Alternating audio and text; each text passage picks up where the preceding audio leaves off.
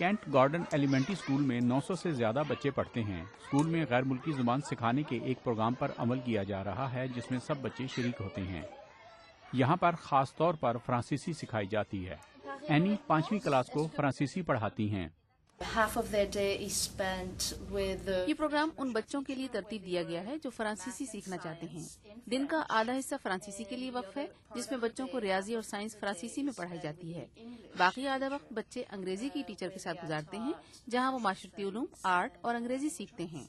بچوں کو صرف فرانسیسی زبان ہی نہیں پڑھائی جاتی بلکہ انہیں فرانسیسی بولنے والے ملکوں کے ثقافتی پہلوؤں سے بھی آگاہ کیا جاتا ہے۔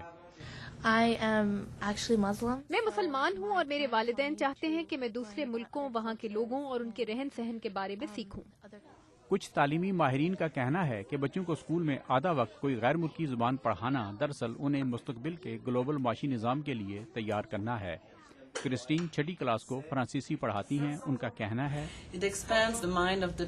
اس سے بچے کی سوچ میں وسعت آتی ہے اور انہیں دوسرے ملکوں کی ثقافت کے بارے میں پتہ چلتا ہے جس سے دوسری تہذیبوں کے فرق کو قبول کرنے کا جذبہ بڑھتا ہے۔ کچھ ناقدین کی رائے میں اسکول میں آدھا وقت دوسری زبان سکھانے سے یہ امکان بڑھ جاتا ہے کہ بچے انگریزی میں پیچھے رہ جائیں گے۔ 6ٹھی کلاس کے استاد رچرڈ گارڈن اس سے اتفاق نہیں کرتے۔ میں نے یہ بات محسوس کی ہے کہ جب بچے غیر ملکی زبان کے پروگرام کے بعد میری کلاس میں آتے ہیں تو وہ بہت روانی سے بول رہے ہیں۔ فرانسیسی پڑھانے والی ایک ٹیچر کا کہنا ہے کہ اس پروگرام کے سلسلے میں انہیں کئی چیلنجز کا سامنا ہے۔ بچے وہ سب کچھ نہیں سمجھ پاتے جو کچھ ہم انہیں بتاتے ہیں، چنانچہ ہمیں انہیں سمجھانے کے لیے نئے طریقوں کے بارے میں سوچنا پڑتا ہے۔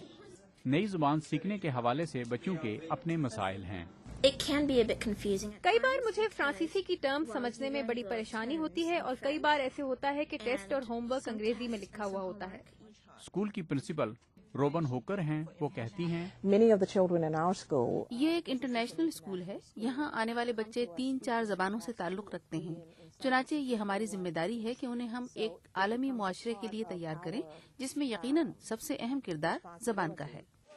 ہوکر کا کہنا ہے کہ مستقبل میں کامیابیاں حاصل کرنے کے لیے بچوں کے پاس زبان اور ثقافت کے حوالے سے زیادہ معلومات ہونی چاہیے کیونکہ اب دنیا ایک گلوبل ولیج بنتی جا رہی ہے۔